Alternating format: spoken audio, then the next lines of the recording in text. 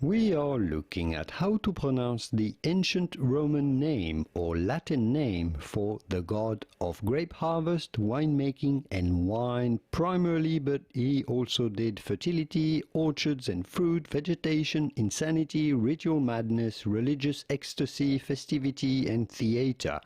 I mean, this god did a lot. Of course, this god was adopted by the ancient Romans from the ancient Greeks.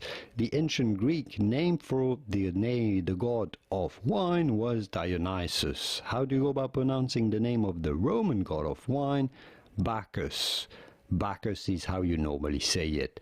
If you love wine, you found the right channel. I make many videos explaining and talking about wine. Here are videos about it, as well as many other videos on how to pronounce many Latin phrases and words that are very useful in English. And I'll leave you to it. Enough said. See you there to learn more.